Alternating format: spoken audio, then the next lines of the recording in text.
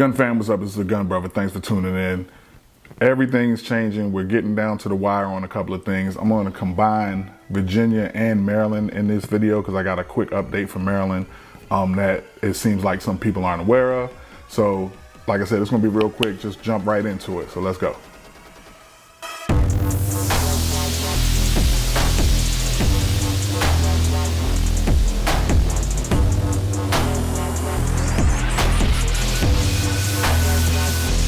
So for Maryland, this is stemming back to 2023 with SB1. And SB1 had proposed a bunch of new sensitive places that you could not carry. And so the history of this is this. I had conversations with some people that were still, that basically subscribed to what had happened at the very beginning, but apparently weren't aware that it changed. So when SB1 came out in 2023, SB1 said that you could no longer carry in establishments that were licensed to serve alcohol on the premises or cannabis, that sold alcohol or cannabis to be consumed on the premises. That's the way it was worded. So for a lot of people that meant restaurants, bars, and stuff like that. Somebody made a comment that was only bars, but I never saw that in writing. The other one was within 1,000 feet of a demonstration.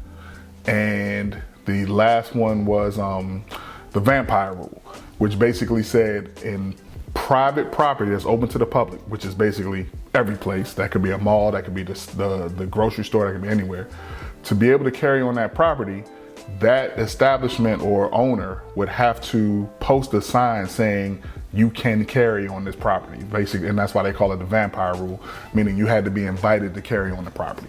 So right after SB1 came into, or was whatever, passed or whatever, that was appealed or there was a lawsuit about it, and those three got struck down. So they, people that are saying, oh, you can't carry in restaurants, that hasn't been the case. That wasn't the case for very long. Now, fast forward to January of this year, January 20th. So we're talking about 3 years later that you could have been carrying in restaurants the whole time. Court of Appeals upheld the vampire rule, said yes, we'll keep that. But then they reversed the 1,000 feet within the demonstration and the restaurant one, the alcohol one. Okay, so that just happened on January 20th. Now, as of March 2nd, the Fourth Circuit Court granted the motion from, this is Maryland Shall Issue, an organization that fights for your gun rights. The Fourth Circuit Court granted the motion to stay the court's mandate. The courts came back and said, hey, vampire rule, we'll take that, but nah, 1,000 feet within the demonstration and in the restaurants to serve alcohol to be consumed on the premises, those come back. So that lasted, I think, like a week or two. And now, that motion, the Fourth Court has granted the motion to stay that mandate. So what that means is that carry permit holders may continue to carry on private property open to the public unless private owner objects, in which case you do need to leave because it's a trespass. In restaurants and other places that serve alcohol for on-site consumption, but you can't consume, obviously, and within 1,000 feet of a public demonstration. The stay lasts until there's a final disposition of a petition. The stay lasts until there's a final disposition of a petition for, oh man, I meant to look up how to say that. So, the stay lasts until there's a final disposition of a petition for certiorari, which must be filed within 90 days of the January 20th, 2026 decision of the Fourth Circuit. And of course, they're going to file that, and then we'll have a final hearing and all that. So you can carry in establishments that serve alcohol to be consumed on the premises. All right, so that's the Maryland's update. Now, VA's update. So just a couple ones. One you probably heard a few weeks ago. So this is House Bill 207, and that was the suppressor tax. And as you can see, back on February 10th, they recommend tabling that, and there's 10-0, so that's out. Don't worry about that. The $500 suppressor tax, which suppressors can be ordered to your door. So I don't know how they were going to enforce that, but whatever. It is what it is. All right, so update with 217, House Bill 217 and Senate Bill 749, and is drawing straws or grasping at straws and trying to get something good out of it. The good part is the little glimmer of light that was had in Virginia for this stuff is gone. So, and let me refresh this. I don't think there's any update from the 27th. Right, so 27th, so there's that one. There's House Bill 217. Here's Senate Bill 749. Same thing. They're basically in the same place. Okay, so they're in progress. They've been voted for. They both come out of their respective houses. So the House bill has been passed in the House. Senate bill has been passed in the Senate. Then they go to the other one, and then they have to pass them in that. So that's where they are right now.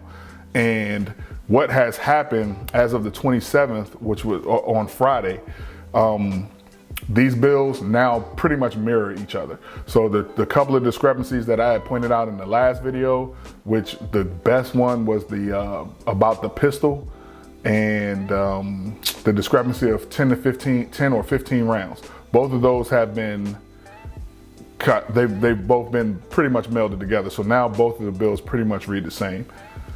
So I have them side by side for you. All right, so on one side you have Senate Bill 749. On the other side, you have House Bill 217. And these are the current additions that are in play or in the House or whatever you want to call it. So, and from what I understand about the process, they now get voted on by House and Senate, and then they go to the governor. So I thought only one or the other was going to go, but now it really doesn't make a difference because, like I said, they have pretty much come together. So as using this section, and some of this is redundant, it's the same stuff you guys already know because it hasn't changed.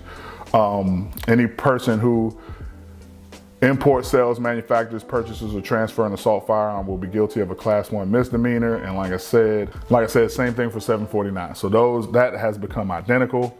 And this is where, again, well, that was pretty much the same either way. Then scrolling up to their definitions, this is where they came together. 749 did not include this number 3 part of the definition about the semi-automatic centerfire pistol. So now that has been added to 749, and they pretty much mirror each other. If you go through some of this is where the sticky part comes, is Virginia has made up their own term called assault firearm with their own definition. Now, one of these had said 10 rounds. Now they both say 15 rounds. So an assault firearm is a semi-automatic center fire rifle or pistol with a fixed magazine capacity in excess of 15 rounds. Then we go semi-automatic centerfire rifle that has the ability to accept a detachable magazine, not including the tubular device that can only accept 22 caliber rimfire ammunition, and then one or more of the following characteristics. Okay, I wanted to go through this list this way because there's a lot of people have been saying that this is going to include handguns, and if there's some language somewhere else, let me know. But I just want to go through the descriptions this way, so for people who don't know, people are not as experienced but do still want to get into firearms and things like that, and the guys that do know, you'll understand it. And if I make a mistake, correct me. I have no problems with that as long as you're right.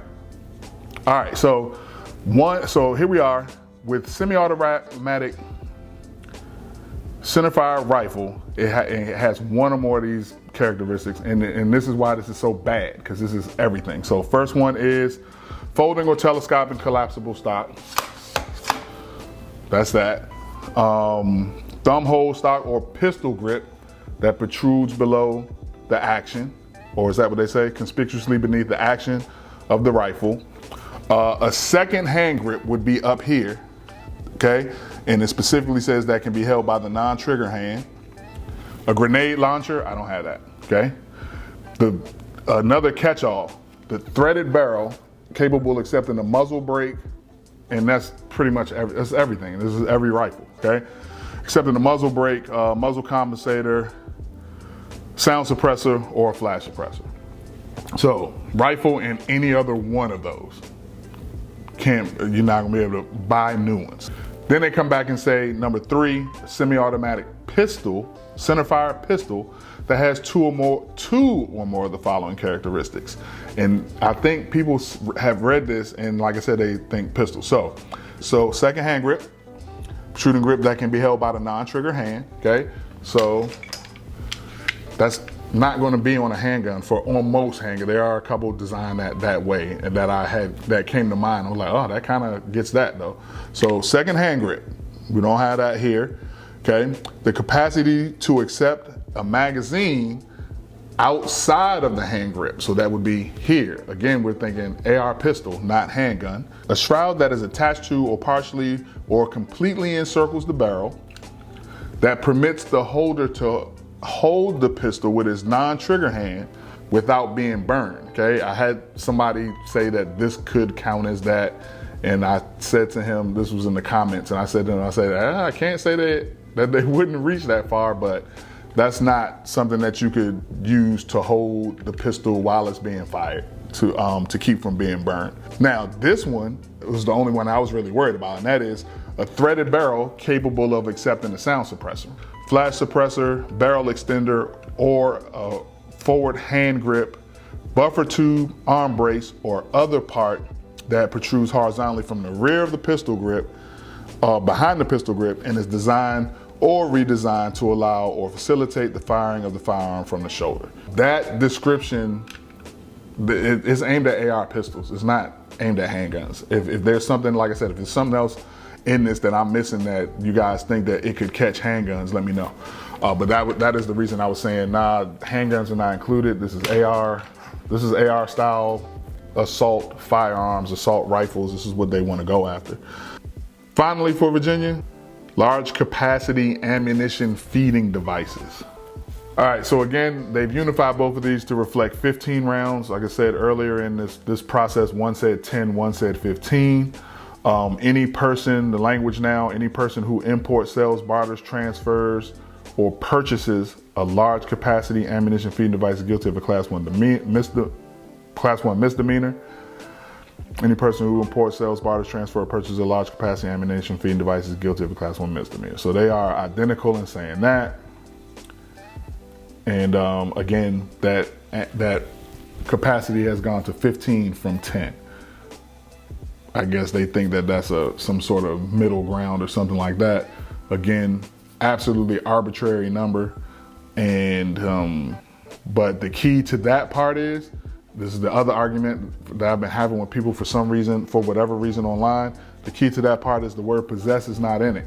So if you already have magazines before July 1st, 2026, those magazines are grandfathered in. There's a lot of information, a lot of people saying you can't have them in your gun, you can't do this, you can't do that.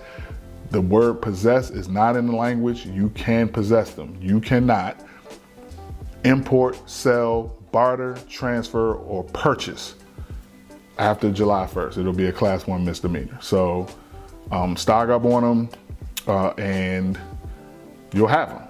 And so the main thing with all of this is, look, if you own it before July 1st, 2026, it's grandfathered in. That includes your magazines, that includes your assault firearms. So that's about it right there.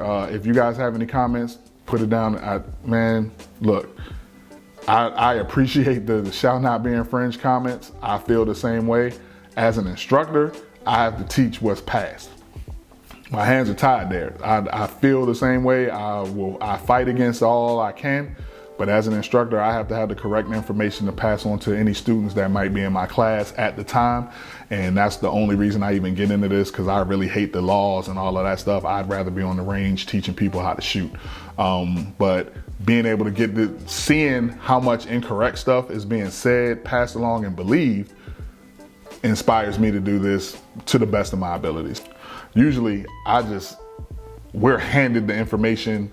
These are the laws now, teach them.